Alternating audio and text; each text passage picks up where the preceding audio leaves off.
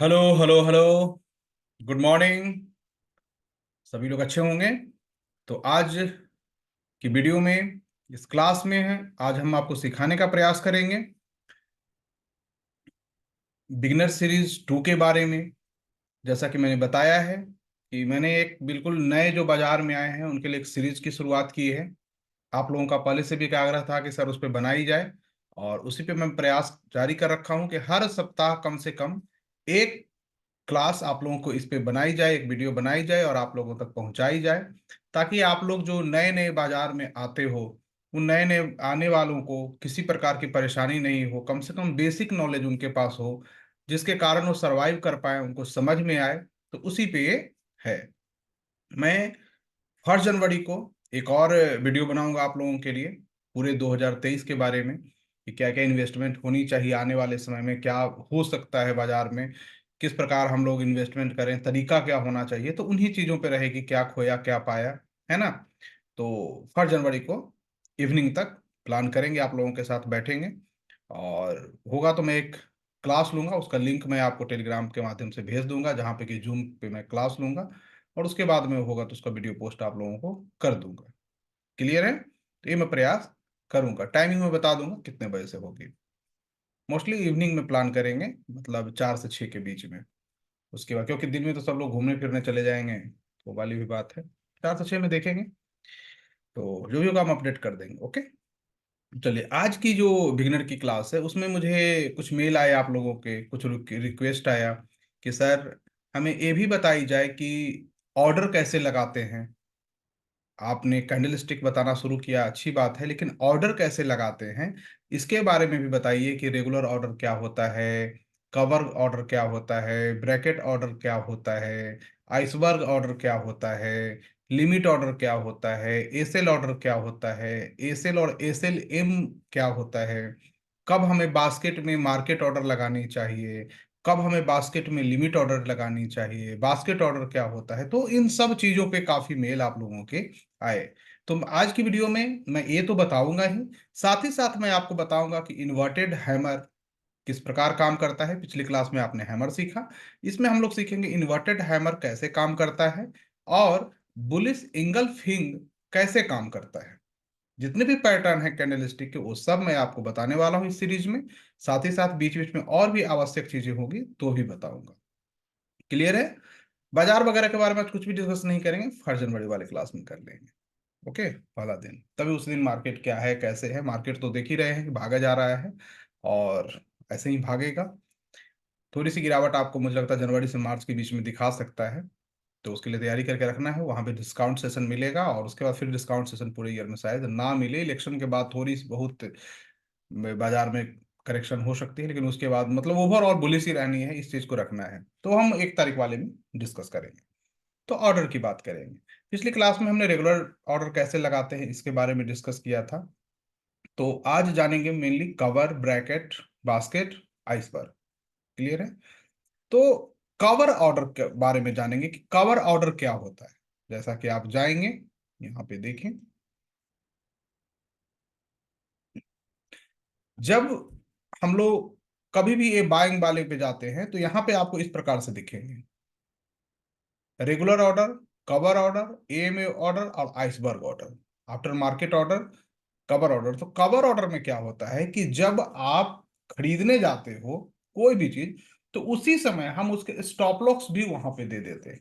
मतलब कि एक ही बार में हमारी बाइंग ऑर्डर भी लग जाती है और स्टॉप लॉस ऑर्डर भी लग जाती है।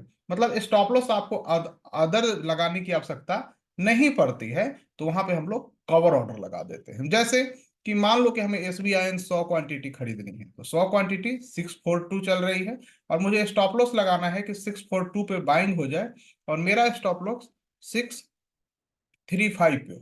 तो उस केस में हम यहाँ बाइंग पे डालेंगे और हमारा स्टॉप लॉस लग जाएगा। ठीक है। अब यहाँ लिमिट है, तो लिमिट करेंगे तो स्टॉप लॉस हमारा यहाँ लिमिट में लगेगा। अब अगर मार्केट करते हैं तो सेम यहाँ मार्केट में लगेगा। तो इस चीज का ध्यान रखना है। तो कवर ऑर्डर का फायदा क्या है कि एक ही साथ हम एंट्री और स्टॉप लॉस दोनों दे देते हैं। जीरोधा में पहले ब्रैकेट ऑर्डर था, लेकिन ब्रैकेट ऑर्डर अब बंद हो गया है, फ्रिक ट्रेड जो होने लगे हैं, जिसके कारण फ्रिक ट्रेड क्या होता है कि तेजी से कुछ ही मतलब सेकंड के कुछ ही पार्ट में प्राइस तेजी से ऊपर ऐसे पूछ बना लेगा, फिर इसके बाद नीचे आएगा, और इसमें बहुत सारे एसएल हंटिंग हो जाते हैं। तो फ्रीक ट्रेड के कारण 2020 के बाद इसको बंद करना शुरू कर दिया, और बंद ही हो गया ऑलमोस्ट। तो जिरोधा में नहीं है ब्रैकेट ऑर्डर। ब्रैकेट ऑर्डर में क्या होता है कि हमारी एंट्री के साथ साथ एसएल भी लग जाता है और टारगेट भी लग जाता है।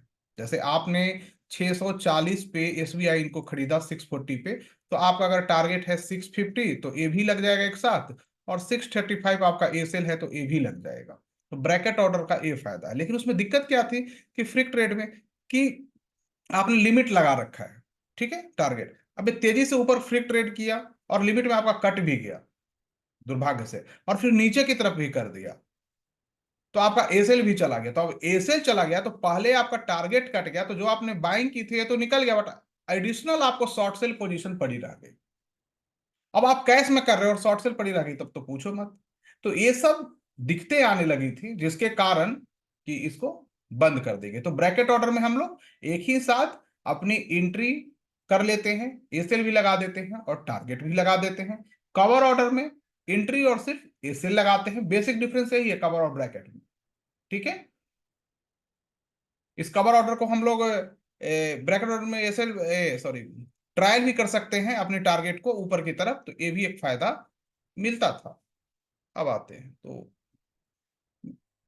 यहाँ पे एक चीज आपको है, बास्केट ऑर्डर आपको देखने को मिलेगा, ठीक है। मैं आपको दिखाता हूँ बास्केट ऑर्डर। तो बास्केट ऑर्डर काफी इंटरेस्टिंग है, उसके बारे में थोड़ा सा जानिए कि बास्केट ऑर्डर क्या होता है। एक मिनट।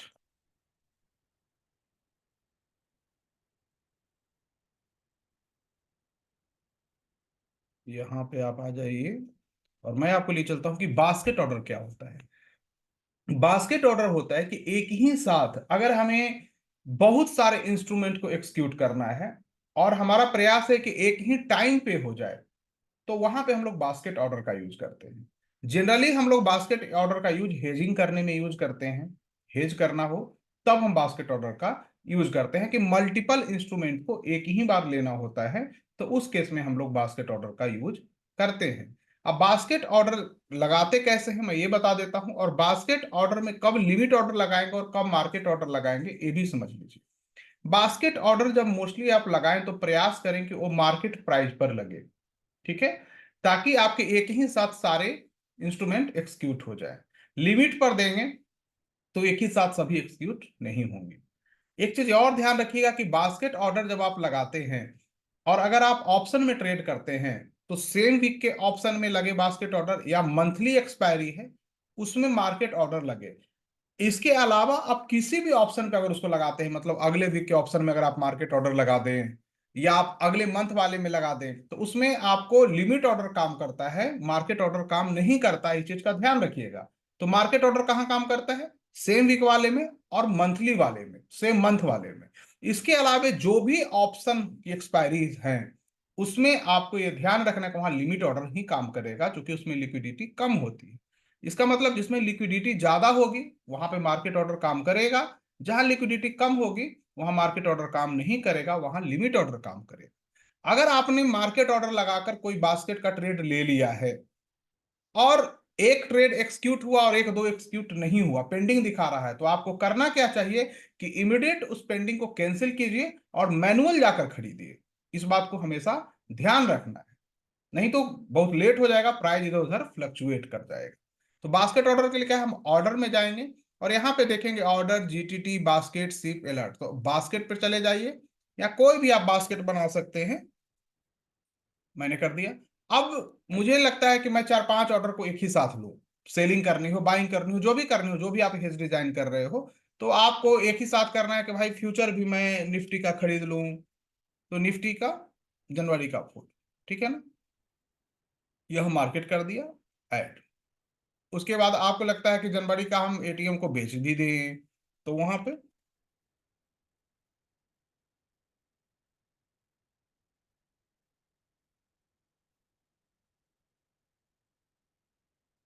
उसके बाद लगता है कि वीकली हम खरीद भी लें, तो उस केस में कुछ भी मतलब करना हो मैं यहाँ पे दिखा रहा हूं, तो ये मार्केट करना है। इस प्रकार से अगर आप कुछ कर रहे हैं तो अब आपको एक बार आप क्लिक करेंगे तो ये मार्केट प्राइस पे सभी निकल जाएंगे। लेकिन यहां पे अगर आपने गलती कर दी कि अगले मंथ वाली कोई फ्यूचर को डाल दिया, जैसे कि निफ्टी की फरवरी की निफ्टी या ऑप्शन की बात कर लीजिए, ऑप्शन में ज्यादा रिलायबल हो जाएगा। निफ्टी 22,000 की फरवरी की सी, और इसे हमने मार्केट कर दिया, तो होगा क्या इस केस में कि ये तीन तो एक्सिक्यूट हो जाएंगे, ए वाला नहीं होगा, ये आपको पेंडिंग दिखाएगा। तो इस चीज का आपको ध्यान रखना है, ठीक है, ये चीज का ध्यान रखना है। तो वहां पे अगर होता है तो आपको मैनुअल जाना होगा, फिर उससे निकल के आपको मैनुअल में इंटर करना। ओके। तो बास्केट ऑर्डर का मेनली यूज यही होता है कि बास्केट अगर आप बनाते हैं इसमें और बास्केट की तरह ट्रेड करते हैं तो। अब बास्केट ऑर्डर का क्या होता है कि सम टाइम हम इंट्राडे अगर कोई ट्रेड करते हैं, कैश में कैश इंट्राडे कर रहे हैं, ठीक है, तो वहां पे भी हम पहले 10-15 स्टॉक जो भी सिलेक्शन कर लेते हैं और सभी का बास्केट बना लेते हैं, क्योंकि एक एक स्टॉक जाएंगे तो हो सकता है कि दिक्कत हो, तो सबका बास्केट बना लिए तो वहां पे एक्सिक्यूट कर लेते हैं। लेकिन एक और इसका फायदा है कि ऑप्शन अगर मल्टीपल करने हैं तो मतलब बास्केट का यूजेज आपको क्या है कि बहुत सारी ट्रेडें अगर एक साथ आपको करनी हो, एक ही टाइम पे करनी हो, तो हम बास्केट का यूज करेंगे। उसके बाद एक और ऑर्डर आता है आपका आइसबर्ग ऑर्डर। अब आइसबर्ग जो ऑर्डर है वो मेनली बड़े इन्वेस्टर के लिए बनाई गई है, और आइसबर्ग ऑर्डर में बहुत सारी चीजें हैं। वो क्या है पहले कि अगर आप फ्यूचर में ट्रेड करते हैं, ऑप्शन में ट्रेड करते हैं, तो मैक्सिमम 40 लॉट से ज्यादा आप जेरोधा में ट्रेड नहीं कर सकते हो। मैक्सिमम 40 लॉट, मतलब एक ऑर्डर पे 40 लॉट। एक बार अगर आप ऑर्डर एक्सिक्यूट करना चाहते हैं तो 40 लॉट से ज्यादा नहीं कर सकते हो। जैसे कि बैंक निफ्टी मान लो कि जनवरी की है और हमें इसको खरीदारी करनी है, तो 15 का लॉट है, तो 15 का 40 लॉट के कितने होंगे, 600 क्वांटिटी, है ना। तो 600 क्वांटिटी हम एक बार में खरीद सकते हैं ये रेगुलर ऑर्डर में। लेकिन हमें एक ही बार ऑर्डर पुश करें और हमारी क्वांटिटी मान लो यहां पे 2400 है, ठीक है, एक 160 लॉट है, 2400।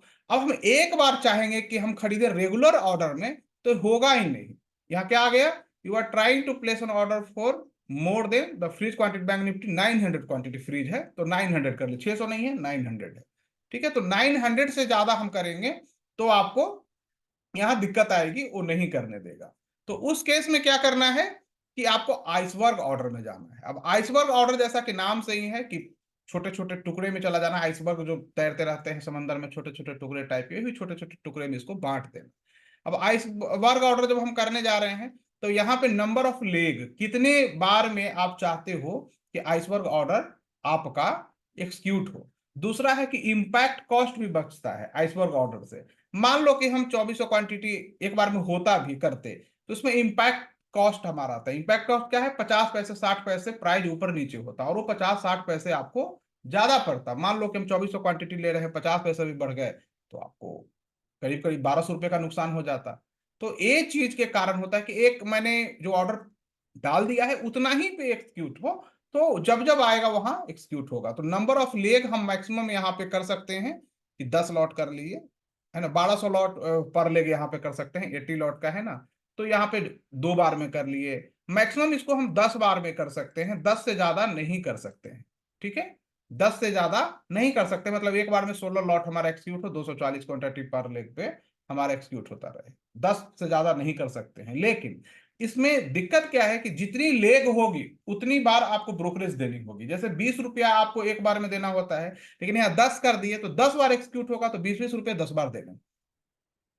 ये बात का आप ध्यान रखिएगा। तो यहाँ पे आपको एक कॉस्ट थोड़ा सा जाएगा, लेकिन इंपैक्ट कॉस्ट उधर से बचाता है। लेकिन ये है मेनली बड़े इन्वेस्टर के लिए, जो बड़ा पैसा जिनके पास है वो इसका यूज करते हैं। उसके बाद यहाँ नीचे आप आएंगे, डे, इमीडिएट, मिनट। डे मतलब कि हमने ऑर्डर लगाया तो पूरे दिन तक ये ऑर्डर पड़ा रहे, 3:30 तक, 3:30 तक अगर आता है तो एक्सिक्यूट हो जाए। दूसरा है इमीडिएट, मतलब अभी मैंने किया और अभी के अभी होना चाहिए, नहीं तो कैंसिल हो जाए मेरा ऑर्डर। और तीसरा है मिनट, मतलब कितना मिनट तक मेरा ऑर्डर वैलिड रहे। जैसे यहाँ 1 मिनट है, आप इसको बढ़ाकर 120 मिनट कर ले मैक्सिमम, है ना। तो उतना देर 120 मिनट तक आप डाल सकते हैं कि 120 मिनट तक भाई मेरा ऑर्डर रहे, या आपको 10 मिनट तक अपनी ऑर्डर की वैलिडिटी रखनी है, 10 मिनट रहे, 30 मिनट रखनी है, 30 मिनट रहे। ये आप पे डिपेंड करता है कि आप कितनी देर तक अपनी ऑर्डर को रखना चाहते हैं, कि इतनी देर में हमारा प्राइस आया तो हमें दे दो, नहीं तो हम तो चले। क्लियर है? तो ये आपको 3 तरह की यहाँ वैलिडिटी होती है, इसका ध्यान रखिएगा।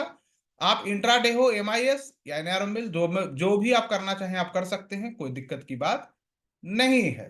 ठीक है, तो ये हुआ आपको ऑर्डर को इस प्रकार से एग्जीक्यूट करने का तरीका। तो नए इन्वेस्टर जो भी आते हैं ऑर्डर एग्जीक्यूट करना हो तो ऐसे ही करना है।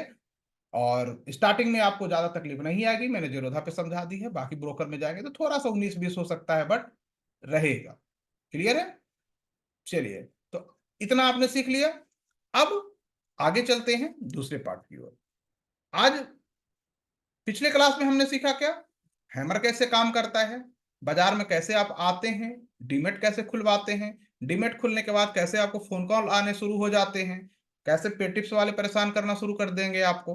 तो उन सबसे बचना है आपको, बिल्कुल नहीं जाना है, नहीं तो पैसा भी जाएगा और मेंटली डिस्टर्बेंस भी हो जाएगी, बहुत परेशानी होती है। मेरे साथ भी हुआ था, आपके साथ भी हो सकता है, तो नहीं करेंगे। बाजार में आए हैं, सीखने पे खूब जोर देंगे, जितना सीख सकते हैं, जहां से नॉलेज लेना है लीजिए। बिना सीखे इस बाजार में सक्सेस नहीं की जा सकती है, पहली बात। दूसरी, बाजार प्योर बिजनेस है, गैम्बलिंग नहीं है। तीसरी बात कि बाजार एक बहुत बड़ा वेल्थ क्रिएशन की मशीन है और वेल्थ डिस्ट्रॉय करने की भी मशीन है। वेल्थ क्रिएशन उनके लिए जो लॉन्ग टर्म सोचते हैं, वेल्थ क्रिएशन उनके लिए जो कि डाइवर्सिफाइड करके चलते हैं, वेल्थ क्रिएशन उनके लिए जिनके पास नॉलेज काफी हो चुका है। बाकी जिसके अपोजिट चले जाइए, सब में डिस्ट्रॉय ही होना है। तो इस बात को हमेशा ध्यान रखिएगा। एफएनओ में बाद में जानी है, 2 से 3 साल जब हो जाएंगे आपको मार्केट में, तब एफएनओ में जाना है, विथ हेज इंटर करना है। ऑप्शन में जाना है, लॉन्ग टर्म ऑप्शन में जाना है, शॉर्ट टर्म ऑप्शन में नहीं जाना है। ऑप्शन की सेलिंग काफी पैसे हो जाने के बाद करनी है, इस बात को ध्यान रखना है, और विथ हेजिंग करनी है। तो ये नियम 2 से 3 साल बाद आप अप्लाई करोगे, अभी नहीं करनी है। अभी आपको सिर्फ इक्विटी में जानी है, और इक्विटी में किस प्रकार चार्ट को रीड करेंगे, बेसिक क्या है, वही चीज आपको जानने के लिए मिलेगी जो इस सीरीज में आपको जानना है। तो इन्वर्टेड हैमर के बारे में आज हम जानने का प्रयास करेंगे। ये इन्वर्टेड हैमर क्या होता है? पिछले क्लास में तो हमने हैमर जाना, हथौड़ा। तो इन्वर्टेड हैमर मतलब का उल्टा हथौड़ा, है ना? तो उल्टा हथौड़ा कैसा होता है? इस प्रकार से होता है। इसको मैं हटा देता हूं। जैसे पिछली क्लास में आपने देखा, ये है हमारा हथौड़ा, थौर का हथौड़ा है ना? अब इसको हम उल्टा कर देंगे इस हथौड़े को, तो क्या होगा? ये हो जाएगा इन्वर्टेड हैमर। ये हो जाएगा इन्वर्टेड हैमर। तो ये हैमर है और ये इन्वर्टेड हैमर। हैमर आप जान, इन्वर्टेड हैमर क्या होता है इसको समझिए। इन्वर्टेड हैमर कहता क्या है कि जब प्राइस एक अच्छी खासी गिरावट के बाद इस प्रकार से कहीं पे बन जाती है, इस प्रकार से कहीं पे बन जाती है, और इसके हाई के ऊपर अगर प्राइस क्लोज कर जाता है, इसके हाई के ऊपर, इस हैमर के जो सबसे इधर का भाग है, पूंछ का भाग, इसके ऊपर क्लोज कर जाती है। क्लोजिंग इंपॉर्टेंट है, याद रखिएगा। तो इस क्लोजिंग किए हुए प्राइस के ऊपर हम लोग कहीं ना कहीं यहाँ पे ट्रेड इनिशिएट करते हैं इस जोन में, और ये हमारा एसेल होता है। और टारगेट वही 5 to 6 टाइम इस हैमर के आकार का हो जाता है। ज्यादा भी होता है, 10-15 गुना भी हो जाता है, या 5 ऐसे में लगाकर चलेंगे। मूविंग एवरेज पे आएंगे बाद में, उस पर नहीं जाइएगा, ठीक है? क्योंकि मैं मान चलता हूँ मूविंग पता ही नहीं है, अभी तो आप नए नए आए हो, है ना? तो ये 5 से 6 गुना इसका जाता है, और ये इसका एसल की तरह काम करता है। तो इसे हम लोग इन्वर्टेड हैमर कहते हैं, उल्टा हथौड़ा। आइए इसको यहां पे ऐसे देखिए। यहाँ पे इन्वर्टेड हैमर एक बुलिश रिवर्सल कैंडल है। यह एक छोटी कैंडलस्टिक पैटर्न है जो बाजार में लंबी गिरावट के बाद बनती है। यह एक विश्वसनीय कैंडलस्टिक पैटर्न है। यह कार्य तब करता है जब सपोर्ट एरिया में इसका निर्माण होता है। एक ध्यान रखिएगा, सपोर्ट के पास से बनता है मोस्टली। अगर यह कैंडलस्टिक पैटर्न बीच में बनती है तो इसका कोई ज्यादा महत्व नहीं होता है, ये भी ध्यान रखना है। इन्वर्टेड हैमर का रंग रेड या ग्रीन हो सकता है, लेकिन इन्वर्टेड हैमर का से कलर से कोई फर्क नहीं पड़ता है, वह ग्रीन हो या रेड हो। हालांकि अगर इन्वर्टेड हैमर का रंग हरा हो तो ज्यादा अच्छा माना जाता है, ये बात का ध्यान रखिएगा। यहाँ दो बातें हैं कि कलर से कोई फर्क भी नहीं पड़ता, मतलब बना है और हाई के ऊपर तो काम करेगा, लेकिन अगर ग्रीन बने तो ज्यादा अच्छा होता है। अब आप ट्रेडिंग करने में ना सोचना है कि ज्यादा अच्छा ही सोचे, जो मिल जाए, है ना? ये आइए, और the upper shadow must be at least twist the size of the body length, मतलब कि जो पूंछ की आकार होती है बॉडी से कम डबल होनी चाहिए। पूंछ की जो आकार होती है, जो लंबा आप देख रहे हैं ना, पूंछ इसको बोलते हैं विक, इसकी आकार इस बॉडी से कम डबल जरूर होनी चाहिए, ये इसकी पहचान है। तो आप देखेंगे कि प्राइस जब नीचे गिर रहा है, गिरते गिरते गिरते क्या होता है, एक इन्वर्टेड हैमर बन जाती है और अगली कैंडल इसके ऊपर क्लोज कर जाती है। क्या होती है, क्लोज कर जाती है। ये जैसे ही क्लोज कर जाता है, हमारी एंट्री इस जोन में बनती है, इसके ऊपर जब क्लोजिंग प्राइस के पास, और ए सेल हमारा ए होता है और यहां से 5 to 6 टाइम हमारा टारगेट होता है, जो कि इजिली अचीव कर जाता है। मोस्टली, इजिली क्या, मोस्टली करता है, इजिली जैसे कुछ चीज बाजार में होती ही नहीं है। बाजार में इन्वर्टेड हैमर के निर्माण के बाद जो कैंडल बने हुआ बुलिश होना चाहिए, मतलब कहने का अर्थ है कि अगर कैंडल का ओपन प्राइस हैमर के ओपन प्राइस से ऊपर होनी चाहिए या आसपास होनी चाहिए, साथ ही उसकी क्लोजिंग प्राइस इन्वर्टेड हैमर के ऊपर होनी चाहिए। ठीक है, इसे आप एक संकेत के रूप में ले सकते हैं कि बाजार में तेजी का दौर शुरू हो गया है और जो ट्रेंड था डाउन ट्रेंड का, वो चेंज होकर अब ऊपर की ओर जाने को तैयार है। ठीक है, उस इसको समझ गए हैं। अब आते हैं दूसरी चीज पे, बुलिश इंगल्फिंग। एक दूसरा, क्योंकि मैंने कहा था दो चीजें आज हम पढ़ेंगे। बुलिश इंगल्फिंग भी एक प्राइस एक्शन का, कैंडलस्टिक का चार्ट पैटर्न है। जब आपको चार्ट पर एक दिन पहले बना हुआ बुलिश इंगल्फिंग पैटर्न दिखाई दे तथा वर्तमान के दिन आपको गैप अप की कैंडल दिखाई दे, यानी शेयर अच्छी तेजी के साथ खुले, तो आपको शेयर में खरीदारी करनी चाहिए। लेकिन समझ में नहीं आया, तो आइए थोड़ा सा हम आपको लिए चलते हैं व्हाइट बोर्ड के पास। आइए, बुलिश इंगल्फिंग क्या होता है। इंगल्फिंग जैसा कि नाम से ही खा जाना, खत्म कर देना, तो आइए इंगल्फिंग देखते हैं।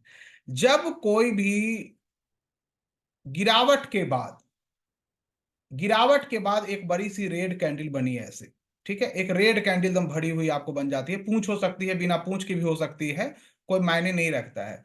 लेकिन इस पूरे कैंडल के आकार से बड़ी एक ग्रीन कैंडल बन जाती है जो भरी हुई हो, इस पूरे, मतलब इसको अपने अंदर समेट ले, इतनी बड़ी ये कैंडल होनी चाहिए कि इसको अपने अंदर समेट ले। एक डाउन ट्रेंड के बाद जब भी ऐसा कुछ बनता है तो इसे कहा जाता है बुलिश इंगल्फिंग। लेकिन एक कंफर्मेशन नहीं है, ये कैंडल ग्रीन हो सकती है, याद रखिएगा, मोस्टली ग्रीन रहेगी, रेड रहेगी नहीं अगर बुलिश बन रही है तो। अब ये बना, लेकिन इसके ऊपर अगर एक गैप अप हो जाए, प्राइस सस्टेन कर जाए, तो काफी अच्छी मानी जाती है, ये याद रखिएगा। तो बने क्या, इस प्रकार से, और ए सेल हमारा ए होता है। अब लेके चलते हैं आपको, तब समझ में आएगी। वही चीज बता रहे थे कि आपको गैप अप की कैंडल दिखाई दे, शेयर अच्छी तेजी के साथ खुले बुलिश इंगल्फिंग बनने के बाद, तो आपको शेयर में खरीदारी करनी चाहिए। आप ऐसा भी कर सकते हैं कि जब तक प्राइस बुलिश इंगल्फिंग पैटर्न के दूसरी कैंडल के हाई के ऊपर नहीं चला जाता है, तब तक आपको बाजार में खरीदारी नहीं करनी चाहिए। जब प्राइस बुलिश इंगल्फिंग पैटर्न की दूसरी कैंडल के हाई के ऊपर चला जाए, तब आपको शेयर की खरीदारी करनी चाहिए। ठीक है, ये आपको ध्यान रखना, बुलिश सिग्नल पर दूसरी कैंडल के नीचे स्टॉप लॉस लगाना चाहिए, प्रीवियस जो कैंडल होती है उसके नीचे लगानी है। अब देखिए यहाँ पर, the second day of the signal should be A green candle opening below the close of the previous day and closing above the open of the previous day red candle. जैसे यहाँ पे आप देखें, इस प्रकार से एक रेड कैंडल बनी है, लेकिन एक इतनी इससे भी बड़ी ग्रीन कैंडल बन गई और पूरी इसको खा गया है, तो ये हुआ इंगल्फिंग कैंडल बनी है, ये इंगल्फिंग कैंडल बनी है। अगले दिन जो बनेगी, तो आज एक रेड है लेकिन एक ग्रीन बन गया, तो एक इंगल्फिंग बन गया। अब इंगल्फिंग जब बन गया, तो ये जो पूंछ है इसके ऊपर हमको प्राइस को जब जाता है तब खरीदारी करनी चाहिए, ये बात को ध्यान रखिएगा। मतलब ये जो इंगल्फिंग कैंडल के हाई के ऊपर जब प्राइस निकले, तभी हमें खरीदारी करनी चाहिए और एसेल इसके नीचे रखना चाहिए। अगर ऐसा करते हैं तो आपको प्राइस में काफी बड़ी मोमेंटम देखने को मिलेगी, और सबसे बड़ी बात कि प्राइस का 6 to 7 टाइम, आपको इस कैंडल की 6 to 7 टाइम आपको मोमेंटम देखने को मिलती है बाजार में। तो जैसा कि आप देखिए यहां पे बनी है, एक हुआ और ये इसके हाई के ऊपर निकला बाय थर्ड डे, मतलब तीसरे दिन आपको खरीदारी करनी है, एसएल इसके नीचे रखना है, स्टॉप लॉस, और वहां से प्राइस काफी तेजी से निकल जाता है। तो बुलिश इंगल्फिंग काफी रिलायबल और काफी अच्छी पैटर्न है। ये छोटे टाइम फ्रेम पे भी बनता है, 10 मिनट से लेकर आपको मंथली ईयरली सभी टाइम फ्रेम पे बनता है, और जहां भी बनता है वहां पे इस नियम को फॉलो करना चाहिए, जिससे कि आपको बाजार को समझने में काफी आसानी होगी, देखने में काफी आसानी होगी। ओके। अब है पियर्सिंग सिग्नल, तो इसको हम लोग आगे पढ़ेंगे। इन दो को पढ़िए और कोशिश कीजिए कि चार्ट में, स्टॉक में जाकर ढूंढें कि कहाँ पे इन्वर्टेड हैमर बना है और कहाँ पे आपको बुलिश इंगल्फिंग बना है। इनकी आप जब आपको मिले तो हमें फिर से मेल कीजिए, मैं आपको आगे उस पर बताने की कोशिश करूंगा कि अच्छा है नहीं अच्छा है। और जो लोग कर रहे हैं वो काफी मेहनत कर रहे हैं, आप जरूर एक ना एक दिन कुछ करोगे, ये चीज ध्यान रखना है। तो आज की क्लास में दो चीजें आपने सीखी, और आशा है कि आप लोग खूब मेहनत कर रहे हैं। आने वाले वक्त में हम और आसान भाषा में आपको इस पूरे सीरीज को खत्म करने का प्रयास करेंगे। ओके। थैंक यू, धन्यवाद। और 1 तारीख को हम इवनिंग में एक पूरे ईयर का लेखा जोखा लेकर वीडियो बनाएंगे, मोस्टली इन्वेस्टमेंट के बारे में, और डिस्कस करेंगे उस पर आधे घंटे तक। तो चलिए मिलते हैं 1 जनवरी को, और विदा करते हैं। 2023 को काफी अच्छा रहा, मैडबुल था, और कुछ भी नहीं था। एक लाइन में कहा जाए, 2023 को कहा जाए कि एक लाइन में बताओ, तो मैडबुल, उससे ज्यादा कुछ नहीं करना है। कुछ सेक्टर नहीं चले हैं, केमिकल नहीं चले हैं बहुत ज्यादा अच्छे, जिनमें कि मुझे लगता है कि आने वाले वक्त में आएगा। आईटी में भी बहुत ज्यादा मूव नहीं आया है, तो इन सब का आने वाले वक्त में उछाल देखने को मिलेगा, तो इस पर चर्चा करेंगे। ओके। धन्यवाद। Thank you. और खूब मेहनत करते रहिए। ऐसे ही मेहनत करते रहेंगे तो आप कुछ ना कुछ तो जीवन में कर ही जाएंगे। और बाजार में पैसा बनाना ज्यादा मुश्किल नहीं है, ये बात का भी ध्यान रखिएगा। बाजार में पैसा गंवाना मुश्किल है, शर्त है कि प्रोसेस सही से आप फॉलो करो। अगर प्रोसेस फॉलो नहीं करोगे तो काफी पैसे जाएंगे बाजार में, फिर कोई नहीं बचाने आएगा। खुद रोना है, खुद चिल्लाना है। तो प्रोसेस को फॉलो कीजिए और बास्केट के थ्रू जाइए, जो भी कीजिए बास्केट। जैसे देखिए, हमने बीटीएसटी बास्केट किया था, एफएनओ था, फ्यूचर था, नेकेड था। क्या हुआ? कुछ नहीं हुआ, पैसा दे गया, क्योंकि बास्केट था।